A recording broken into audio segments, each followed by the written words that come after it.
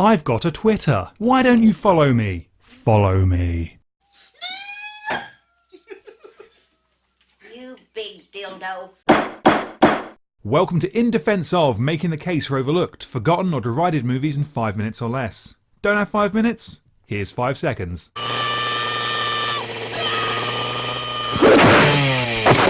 Today, In Defense of, Friday the 13th Part 5, A New Beginning, the 1985 entry in the long-running slasher series mainly known as the one without Jason.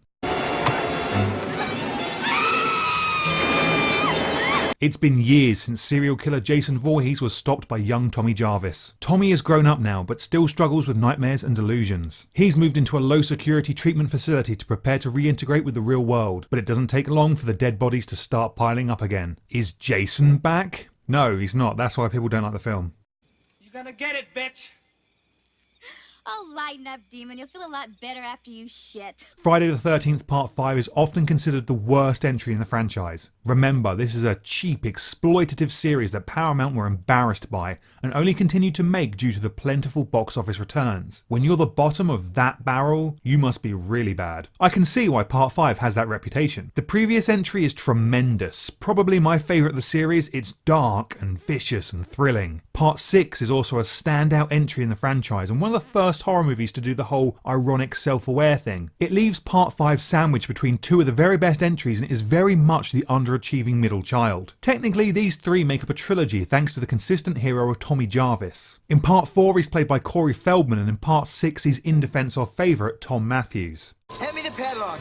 They're both likeable and charismatic. In Part 5 Tommy is played by this guy, who rarely talks or gives us any reason to want him to succeed beyond his granite jawline. In fact, just about every single character in this movie is a dud. Irritating child, overbearing save the kid's mum, stuttering man, insane neighbours. These guys are really annoying. The personalities of the teenage cannon fodder varies between films. Surprise, surprise, they're most likeable in parts 4 and 6, but in this one, you really are glad they all die. But what of the real star? Who's the killer in Friday the 13th? It's Jason, everyone knows that, except for 2 entries. The original and Part 5. So who's the killer here? Spoilers, it's Roy. Roy! You can argue that other entries in the series are the black sheep, but in my book, no Jason is a greater sin than Jason in space or Jason not actually in Manhattan, mostly on a boat.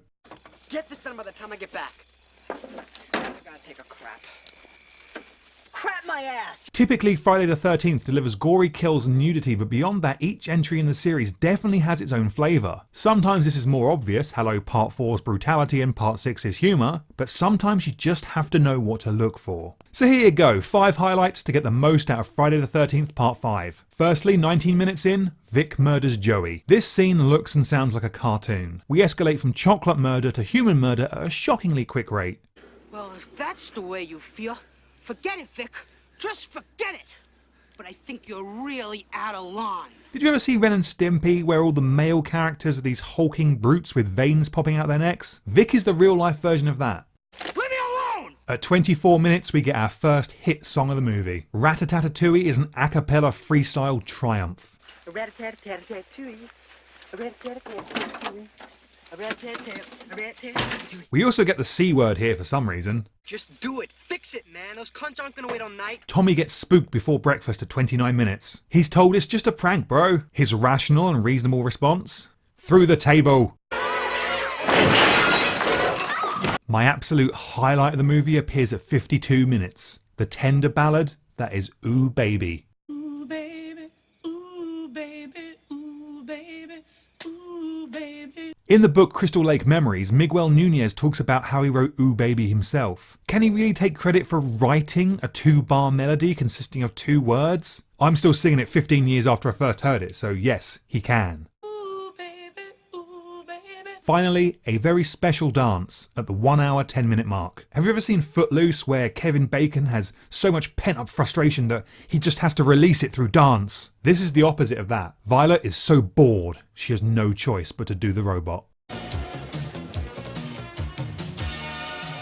Star Trek III: The Search for Spock. Yeah, I'm serious. Like A New Beginning, it's the unwanted middle child between 2 far more distinguished movies. But it also has individual highlights that you need to look out for to maximise your enjoyment, like Klingon Christopher Lloyd and 000 Destruct Zero. 0, 0, 0. A New Beginning is nowhere near as bad as it's made out to be. It might be the worst of the Friday the 13th, maybe, and a cast of frustrating characters exacerbates the lack of the icon the franchise is known for. It's still perfectly watchable though, and it does contain a handful of standout moments to see you through.